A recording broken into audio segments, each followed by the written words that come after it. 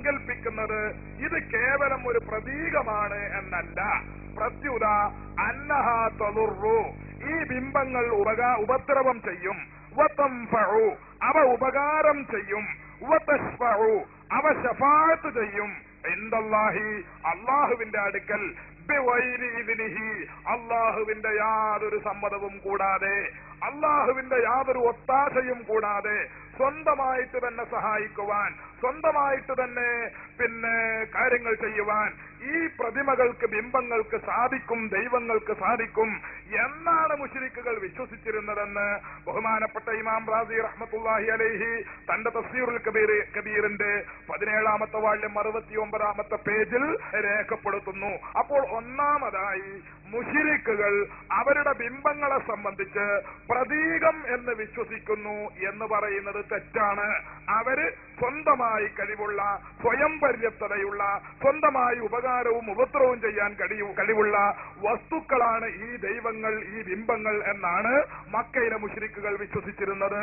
എന്നാൽ മുഹിയുദ്ദീൻ ശൈഖിനെ സംബന്ധിച്ച്, റിഫായി ശൈഖിനെ സംബന്ധിച്ച്, ബദരീങ്ങളെ സംബന്ധിച്ച്, ഔലിയായിനെ സംബന്ധിച്ച് അങ്ങനെ ഒരു വിശ്വാസം ഇല്ല.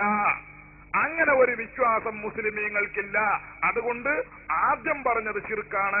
കാരണം അത് സ്വയം പര്യാപ്തതയിൽ അധിഷ്ഠിതമായ രൂപത്തിലുള്ള വിശ്വാസമാണ്. രണ്ടാമത് പറഞ്ഞത് ശിർക്കല്ല, കാരണം അവിടെ സ്വയം പര്യാപ്തത ആരോപിക്കുന്നില്ല.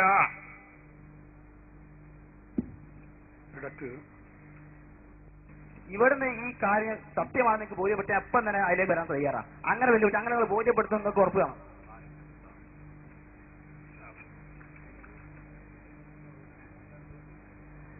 ഇവിടെ ഇൻ തദൂഹും, ഹും എന്നുള്ള നിങ്ങൾ നേരത്തെ പറഞ്ഞ അസ്നാമാണ്, അന്താതാണെന്ന്.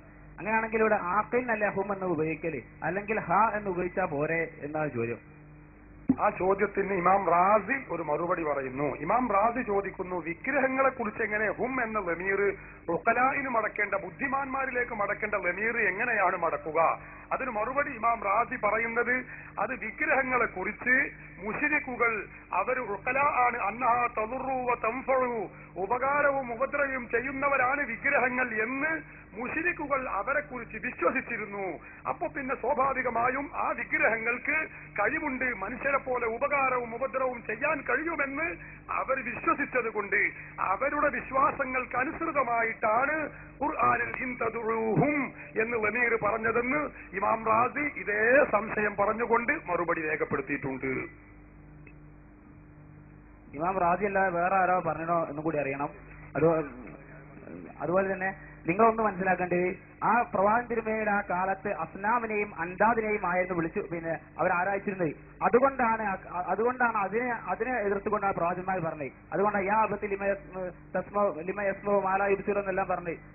ഇബ്രാഹിം നബി പറഞ്ഞു അക്കാലത്ത് അൻദാദിനെയും അസ്നാമിനെയും ആയിരുന്നു വിളിച്ചു പ്രാർത്ഥിച്ചത്. എന്നാൽ അക്കാലത്ത് ഇതേപോലെ നിങ്ങൾ വിളിച്ചുപോയ മഹാന്മാരെ വിളിച്ചു പ്രാർത്ഥിച്ചായിക്കൊണ്ട് എന്തെങ്കിലും തെളിവുണ്ടോ പ്രവാചകൻ തിരുമേനിയുടെ കാലത്ത്? ചോദ്യം മനസ്സിലായില്ലേ? പ്രവാചകന്മാരുടെ കാലത്ത് ബിംബങ്ങളായിരുന്നു ഉണ്ടായിരുന്നത്, ബിംബങ്ങളെയായിരുന്നു അവർ ആരാധിച്ചിരുന്നത്. അതുകൊണ്ടാണ് അവർ ബിംബങ്ങളെ എതിർത്തുകൊണ്ട് പ്രവാചകന്മാർ പറഞ്ഞത്.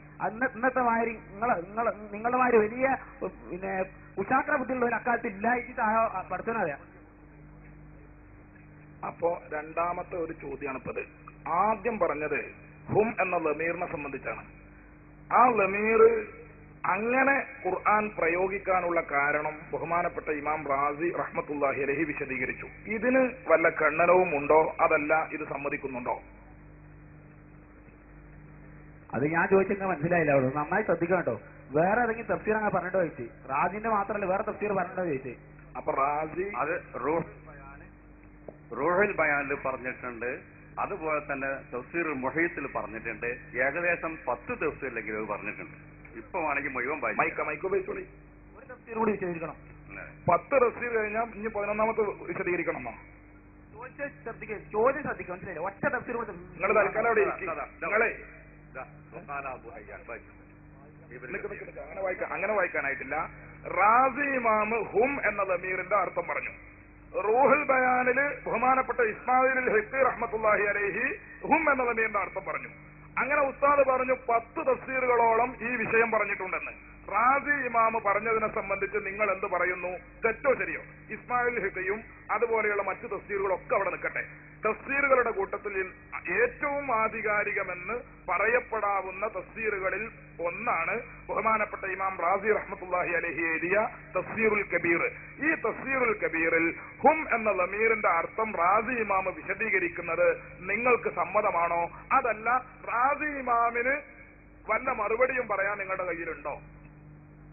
ഞാൻ റാസി ഇമാം പറഞ്ഞില്ല എന്നോട് പറഞ്ഞില്ല, ഞാൻ വേറെ തഫ്സീർ കൂടി വായിക്കാനേ പറഞ്ഞുള്ളൂ വിനീതമായിക്കൊണ്ട്. റാസി ഇമാമ് പറഞ്ഞ അർത്ഥം നിങ്ങൾക്ക് ബോധ്യപ്പെട്ടിട്ടുണ്ടോ? നിങ്ങളത് സമ്മതിക്കാൻ തയ്യാറാണോ? റാസിയുടെ അഭിപ്രായം അങ്ങനെ ഞാൻ കേട്ടു. അത് റാസി പറഞ്ഞ അഭിപ്രായം ശരിയാണ്, പക്ഷെ വേറെ തഫ്സീർ കൂടി ആവശ്യപ്പെട്ടു.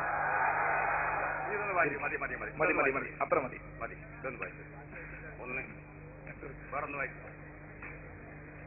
ഇനി ബഹുമാനപ്പെട്ട അബൂ ഹയ്യാൻ തഫ്സീർ ബഹറുൽ മുഹീത്തിന്റെ 4ാമത്തെ വാള്യം 442 പേജിൽ ഇതേ വിഷയം വിവരിക്കുന്നു. വസുമ്മിയൽ അസ്നാമു ഇബാദൻ, ബിംബങ്ങൾക്ക് ഇവിടെ ഇബാദ് എന്ന് പ്രയോഗിക്കപ്പെട്ടു. അടിമകൾ എന്ന് മനുഷ്യരെ പറ്റിയുള്ള പറയാം. അപ്പോ ഈ ബിംബങ്ങൾക്ക് ഇബാദ് എന്ന് പറയാൻ എന്താണ് കാരണം? വൈകാലത്ത് ആ ബിംബങ്ങള് പിന്നെ ജീവില്ലാത്ത നിർജീവങ്ങളായ വസ്തുക്കളാണെങ്കിൽ പോലും അവർക്ക് ഇബാദ് എന്ന് പറയപ്പെടാനുള്ള കാരണം അന്നഹും മക്കയിലെ മുശ്രിക്കുകൾ കാനു അവരായിരുന്നു യഅ്തഖിദൂന വിശ്വസിച്ചിരുന്നു ഫീഹ ഈ ബിംബങ്ങളുടെ കാര്യത്തിൽ അന്നഹ തദുറു വ തൻഫഉ അവ ഉപകാരം ചെയ്യും ഉപദ്രവം ചെയ്യും എന്ന് അവർ വിശ്വസിച്ചിരുന്നു.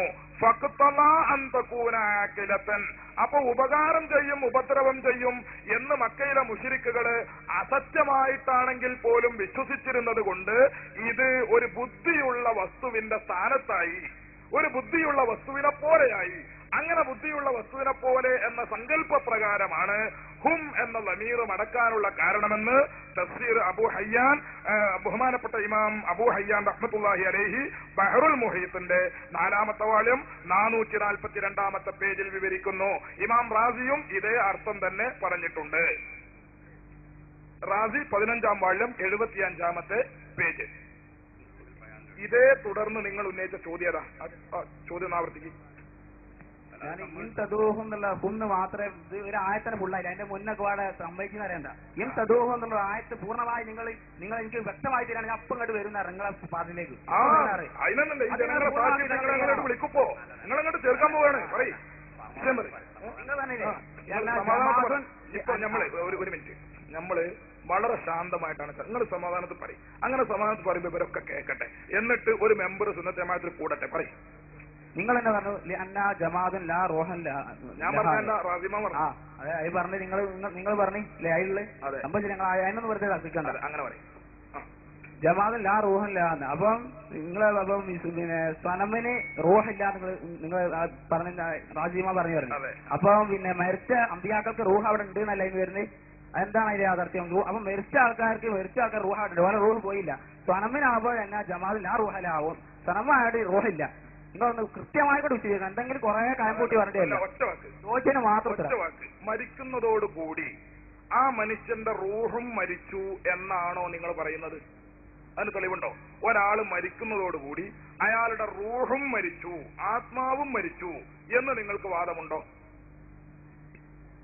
നിങ്ങൾ കുറെ വാദങ്ങൾ ഉന്നയിക്കല്ലേ. ഞാൻ ചോദിച്ചത് ഇവിടെ മരിച്ചു കിടക്കുന്ന ആൾക്കാർ റൂഹ് മൂപ്പരടിച്ചുണ്ടോന്നാ. റൂഹ് പഠിച്ചവരെ അവിടെ കൊണ്ടുപോയി. അപ്പൊ റൂഹ് പഠിച്ചവരെ ഇട്ട് കൊടുത്താലുണ്ടാവും. മരിച്ച നിങ്ങൾ പറഞ്ഞു എന്നാ ജമാഅത്തുൻ ലാ റൂഹലാന്ന്. അസ്നാമിന് ചോദിച്ച ചോദ്യം കൃത്യമാക്കി. സനമിന് അത് റൂഹില്ലാന്ന്. അപ്പൊ മറ്റേനൊക്കെ റൂഹുണ്ട്, മറ്റേനൊക്കെ റൂഹുണ്ടോ? മറ്റേ മരിച്ച ആൾക്കാർക്ക് റൂഹുണ്ടോ അല്ലേ കൃത്യമായി കൊടുത്താൽ മതി. എന്തെങ്കിലും ഇങ്ങോട്ട് തർക്കത്തരം ചോദിച്ചു കഴിച്ചാലല്ല, ചോദിച്ചതിന് ഉത്തരം നൽകണം. എന്താ ഉത്തരം അറിയേണ്ടത്? ഇപ്പൊ കുറെ പറഞ്ഞിട്ട് കാര്യമില്ല. എന്തിനാ ഉത്തരം കിട്ടണേ പറയും. നമ്മള് കൃത്യമായിട്ട് പോവാ, കൃത്യമായിട്ട് ഇങ്ങനെ പറയാം. എന്തിനാണ് ഇരുന്ന് പറഞ്ഞാൽ മതി. എന്തിനാ നിങ്ങൾ ഇങ്ങനെ നോക്കി വായിച്ചണ്ട? നിങ്ങൾ അതിൽ പറഞ്ഞ മനസ്സിലാക്കി ആശയം പറഞ്ഞാൽ മതി. അല്ല അത് അല്ല അത് വേണ്ട. നിങ്ങൾ എന്താണ് ഇപ്പൊ ചോദ്യം? അത് പറഞ്ഞില്ല. കിതാബ് നോക്കാൻ വായിച്ചോട്ടെ. അല്ല അത് നമുക്കത് വേണം. നിങ്ങൾ കിതാബ് ചോദിക്കുമ്പോൾ നമ്മൾ കിതാബ് പറയുന്നത് ചോദ്യത്തിന് റൂഹൻ ലഹ എന്ന് പറഞ്ഞില്ലേ? റൂഹൻ ലഹ എന്നല്ല, റൂഹ ലഹ അങ്ങനെ വായിക്കണ്ട. റൂഹ ലഹ അങ്ങനെ വായിക്കണ്ടത്. ഇതിപ്പൊന്നുമില്ല. ഒരു ക്ലാസ് ഒരു അധ്യാപനം ശരി അത്രേ ഉള്ളൂ. വലിയ ചുരുക്കാന്നില്ല പോയി. അല്ല എന്താ തെറ്റ് വെച്ചാൽ തിരുത്താൻ പാടില്ല. അത്രേ ഉള്ളൂ. വെറുതെ പൊട്ടിയിട്ടിന്റെ ആവശ്യമില്ല എന്ന് പറയാം. പിന്നെ ചിന്തിക്കാം. നമ്മളെ നമ്മൾ സംസാരിക്കും. അവിടെ അസ്നാം ആയതുകൊണ്ട് ആയതുകൊണ്ട് അവർക്ക് റൂഹ് അവിടെ ഇല്ല. അവർക്ക് റൂഹ് ഇല്ല എന്നാണല്ലോ തഫ്സീർ റാസി പറഞ്ഞത്. എന്നാൽ മരിച്ച മഹാത്മാക്കളുടെ റൂഹ് അവിടെ തന്നെ ഉണ്ടോ? മനസ്സിലായോ? മരിച്ച മഹാത്മാക്കളുടെ റൂഹ് അവിടെ ഉണ്ടോ ഇല്ലേ എന്നതല്ല ഇമാം റാസി വിശദീകരിക്കുന്നത്. ഇമാം റാസി പറയുന്നത് വിഗ്രഹങ്ങൾക്ക് അവർ ഇബാദത്ത് എടുക്കുമ്പോ അവർ അതിനോട് വിളിച്ചാൽ അത് കേൾക്കൂല. കാരണം ജീവനില്ലാത്ത വസ്തുക്കളല്ലേ. ഇതാണ് ഇമാം റാസി അവിടെ പറയുന്നത്. പിന്നെ ഖബറിലുള്ള ആളുകൾക്ക് റൂഹുണ്ടോ ഇല്ലേന്നാ നിങ്ങൾ ചോദിക്കണം. അത് വേറൊരു ചോദ്യം. ഖബറിൽ എന്തൊക്കെ ചോദ്യം വരിക? അവിടെ എത്ര മലക്ക ഉണ്ടാകാറുള്ളത്? അവിടുത്തെ അദാബുകൾ എന്തൊക്കെ? അവിടെ എപ്പോഴാണ് റൂഹ് കൊടുക്കുക? അതൊക്കെ വേറെ കുറെ വിഷയങ്ങൾ നമുക്കുണ്ട്. ഉദുവിന്റെ ഫർള് എത്രേ, ഉദുവിന്റെ സുന്നത്തുകൾ എത്രേ, അതൊക്കെ നമുക്ക് ചോദിക്കാം. നമ്മുടെ പ്രശ്നം അതല്ലല്ലോ. തർക്കത്തിലിരിക്കുന്ന വിഷയമാണല്ലോ നമ്മുടെ പ്രശ്നം. ഏതായാലും ചോദിച്ചത് കൊണ്ട് ഞാൻ പറയാ, അമ്പിയാക്കൾ ഔലിയാക്കൾ എന്നല്ല, ഏത് മനുഷ്യനാണെങ്കിലും ഖബറടക്കി കഴിഞ്ഞാൽ അള്ളാഹു റൂഹിനെ അവരുമായി കണക്ഷൻ ചെയ്യും. അവരുമായി കണക്ഷൻ ഉണ്ട്. അങ്ങനെയാണ് സുആലും ജവാബും അദാബും നഈമും ഒക്കെ നടക്കുന്നത്. ഇതൊക്കെ എല്ലാവർക്കും അറിയുന്ന ബാലപാഠമാണ്. ഇതൊന്നൊരു വലിയ ചോദ്യമായി ചോദിക്കേണ്ടതല്ല. ഇവിടെ സാധാരണ കേൾക്കാത്തൊരു 3 പേരുണ്ടായിരുന്നു. ഒന്ന് ബദിരന്മാര്, ബിംബങ്ങള്, മരിച്ചവർ. ബദിരന്മാരോട് നമ്മൾ ആരും തന്നെ പ്രാർത്ഥിക്കാറില്ല. അതുകൊണ്ട് അവരുടെ കാര്യം സംശയമില്ല. പിന്നെ ബിംബങ്ങളോ മരിച്ചവരോ എന്നാ നമുക്ക് പരിശോധിക്കാനുള്ളൂ. നിങ്ങൾ ഒരു കാര്യം മനസ്സിലാക്കണം. നിങ്ങൾ എഴുതി കൊടുക്കുന്നത് ഇങ്ങനെ വായിക്കാൻ നമുക്ക് എതിർപ്പില്ല. എനിക്ക് ഒരു മിനിറ്റ്. സ്വന്തം എഴുതിയാലും ഒരാൾ പറഞ്ഞെന്നിട്ട് എഴുതിയാലും ഒരുപാട് ആളുകൾ യോഗം കൂടി എഴുതി തീരുമാനിച്ച് വിട്ടാലും എങ്ങനെയായാലും ഞാൻ പറയുന്നത് അതല്ല. ഞാൻ ഈ പറയുന്ന വിഷയത്തിന്, നിങ്ങൾ പറയുന്ന ചോദ്യത്തിന് നമ്മൾ നൽകുന്ന മറുപടി, ഈ മറുപടിയെ കുറിച്ച് അതുമ സംബന്ധമായിട്ടല്ല നിങ്ങൾ ഒരു കാര്യം ചോദിക്കുക, അതിന് മറുപടി വരിക, പിന്നെ വേറെ എന്തെങ്കിലും ചോദിക്കുക, റൂഹ് ഉണ്ടോന്ന് ചോദിക്കുക, റൂഹ് എപ്പോഴാണ് മടക്കുക. നമ്മളെ വിഷയം ചർച്ച ചെയ്യുന്ന വിഷയവുമായിട്ട് ബന്ധപ്പെട്ട ചോദ്യങ്ങൾ ഉണ്ടെങ്കിൽ ചോദിക്കുക. ഇവിടെ നിങ്ങൾ ചോദിച്ചത് ഇൻ തദുഉഹും എന്നതിനെ കുറിച്ചാ. ഹും എന്നതിന്റെ ലമീർ ഇങ്ങോട്ടാണെന്ന് വിശദീകരിച്ചു. അതിനെക്കുറിച്ച് നിങ്ങൾക്ക് എന്താ പറയാനുള്ളതെങ്കിൽ പറയാം. റൂഹ് എപ്പോഴാണ് മടക്കുക അതൊക്കെ നമുക്ക് പിന്നീട് ചർച്ച ചെയ്യാം. ഇവിടെ ഇൻ തദൂഹം എന്നുള്ള ആ ആയത്തിന്റെ വിശദീകരിച്ചാണ് നമ്മൾ പറയണത്. വേറെ ഒരു ആയത്തിലേക്ക് പോയില്ല. അത് തന്നെയാണ് ഇതുവരെ ഞാൻ ചോദിച്ചത്. അതിന്റെ മറുപടി നിങ്ങൾക്ക് പൂതി ഉണ്ടാവും. അതെന്നെ ചോദിച്ചത്. പക്ഷെ ജനങ്ങൾ കേൾക്കുന്നുണ്ട് എന്താ ചോദിച്ചത്. അതിരിക്കട്ടെ. അതിന് നിങ്ങൾ ശ്രദ്ധിച്ചു. ഞാൻ പറഞ്ഞു 3 ആളുകൾ സാധാരണ കേൾക്കാത്തവർ പറയുന്നത് ബദരന്മാരെ, പിന്നത് ബിംബങ്ങളാണ്, പിന്നെ മരിച്ചവരാ. ബദരന്മാരായ മനുഷ്യരോട് ബദരന്മാരായ ആളുകൾ ആരും തന്നെ പിന്നെ ആരും പ്രാർത്ഥിക്കാറില്ല. ബദരന്മാരോട് മനുഷ്യന്മാരും തന്നെ പ്രാർത്ഥിക്കാറില്ല. ബിംബങ്ങളോ മരിച്ചവരോ എന്നെ നമുക്ക് പരിശോധിക്കേണ്ടതുണ്ട്. ഉയർത്തെഴുന്നേൽപ്പിന്റെ നാളിൽ ബഹുദൈവാരാധകരെ നോക്കി അവരുടെ ചെയ്തികളെ നിഷേധിക്കും എന്ന് പറഞ്ഞത് ബിംബങ്ങളെ കുറിച്ചാവാൻ ഒരു സാധ്യതയുമില്ലല്ലോ. ഇവിടെ ശത്രുക്കളായി മാറുന്നത് ബിംബങ്ങളാണെങ്കിൽ ദുനിയാവിലെ ബിംബങ്ങൾക്കും വികാരങ്ങൾ ഉണ്ടെന്ന് പറയേണ്ടി വരും. ബിംബങ്ങൾക്ക് ഇഹലോകത്ത് ഒരു ഗുണവും, അതായത് ഒരു സിഫത്തും, പരലോകത്ത് മറ്റൊരു സിഫത്തും ഉണ്ടാവുകയില്ലല്ലോ എന്നും നിർജീവതയാണ് അതിന്റെ ഗുണം. അപ്പോൾ ഇത് മരിച്ച മഹാത്മാക്കളെ കുറിച്ച് അല്ലെങ്കിൽ മരിച്ച ആളുകളെ കുറിച്ചാണ് എന്ന് നിങ്ങൾക്ക് മനസ്സിലായോ? നിങ്ങൾ ഏത് തഫ്സീറിനാ വായിച്ചേ? ഞാൻ ചോദിച്ചതിന് ഉത്തരം നൽകേണ്ടി. ഏത് തഫ്സീറിനാണോ വായിച്ചേ? ഞാൻ ചോദിച്ചതിന് ഉത്തരം നിങ്ങൾക്ക് ചോദ്യമായിട്ടില്ല. നിങ്ങൾ ചോദിച്ചത് നിങ്ങൾ കുറെ വായിച്ചു എന്നല്ലാതെ എന്ത് ചോദ്യം നിങ്ങൾ ചോദിച്ചത്? ബദരന്മാരും ബിംബങ്ങളും മരിച്ചവരാണ് സാധാരണ കേൾക്കാക്കല്. ബദരന്മാരോട് നമ്മൾ ആരും വിളിച്ചു പ്രാർത്ഥിക്കാറില്ല. ആര് പറഞ്ഞു? ആരെങ്ങൾ വിളിച്ചു പ്രാർത്ഥിക്കാറുണ്ട്? ഞങ്ങളുണ്ട്. ഞങ്ങൾ പറയട്ടെ. അങ്ങനെ തട്ടിപ്പിൽ വിടൂലത്. മനസ്സിലായില്ലേ? ബദിരന്മാരോട് ഒരാള് സഹായം ചോദിച്ചു. അയാൾക്ക് ചൂട് കേൾക്കണില്ല. ചൂട് കേൾക്കാത്ത ആളാണ് ഈ ബദിരന്മാരെന്ന് പറയണത്.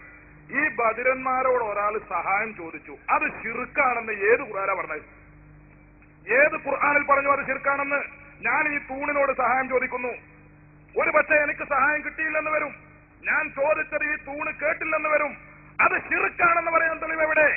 ശിർക്കാണെന്ന് പറയണമെങ്കിൽ ഈ തൂണ് സ്വയം പര്യാപ്തനാണ് എന്ന് ഞാൻ വിശ്വസിക്കണം. ഇത് ആരാധനക്കർഹനാണെന്ന് വിശ്വസിക്കണം. ബദിരൻ, ആ ബദിരനെ സംബന്ധിച്ച് അവൻ സ്വമതാണ് എന്ന് വിശ്വസിക്കണം. അവൻ സ്വയം പര്യാപ്തനാണ് എന്ന് വിശ്വസിക്കണം. അപ്പോൾ മാത്രമേ ബദിരനോടുള്ള ചോദ്യം ശിർക്കായി മാറുകയുള്ളൂ. ചെവിട് കേൾക്കാത്ത ഒരു മനുഷ്യനോട് എന്തെങ്കിലും ചോദിച്ചാൽ അത് ശിർക്കായി തീരുമെന്ന് ലോകത്ത് മുജാഹിദല്ലാതെ ഒരാളും പറഞ്ഞില്ല.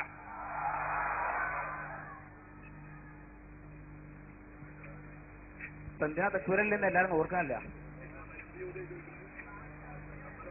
ഇവിടെ ഇപ്പൊ നിങ്ങളിപ്പം പണ്ടത്തെ അതേ ഇതിലേക്കാ പോടി. നിങ്ങൾ പറഞ്ഞു തൂണിനോട് ഞാൻ ചോദിക്കുന്നു. അപ്പൊ നിങ്ങൾ തൂണിനോട് ചോദിക്കാൻ നിങ്ങൾ തനി ചേർക്കാൻ നിങ്ങൾ ചെയ്യുന്നത് ഞാൻ ഉറച്ചു വരാം.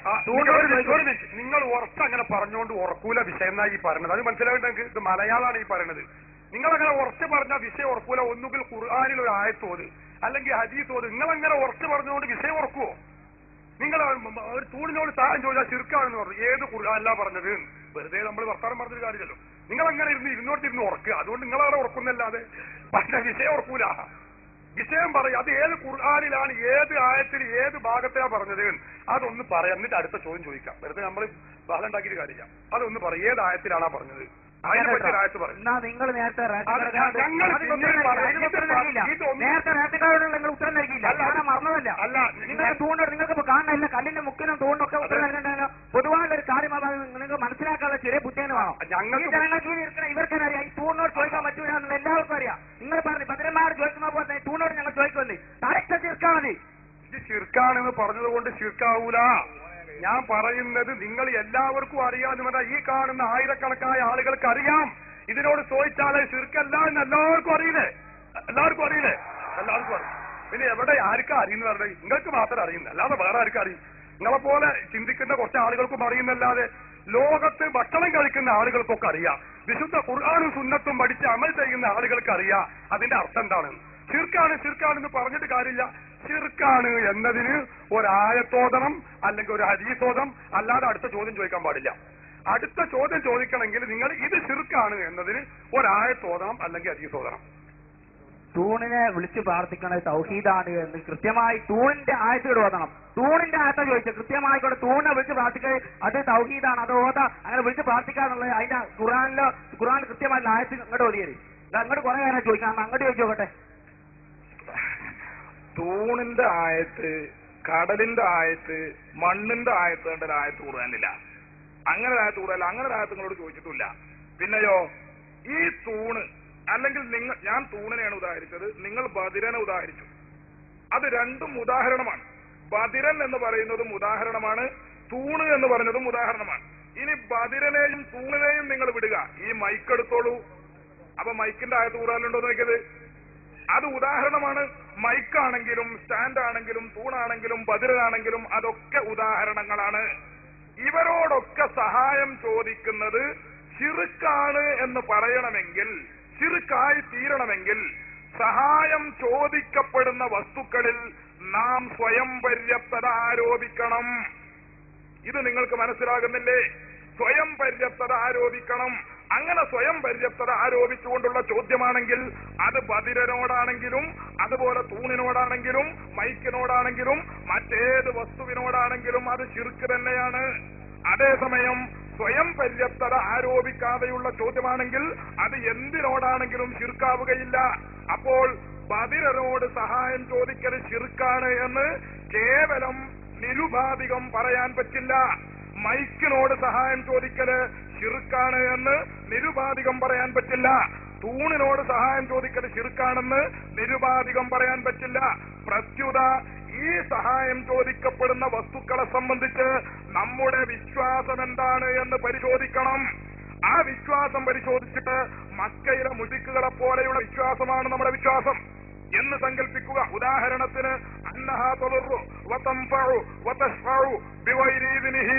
അള്ളാഹുവിന്റെ സമ്മതം കൂടാതെ, അള്ളാഹുവിന്റെ ഒത്താശ കൂടാതെ സ്വന്തമായി തന്നെ സഹായിക്കാൻ ബിംബ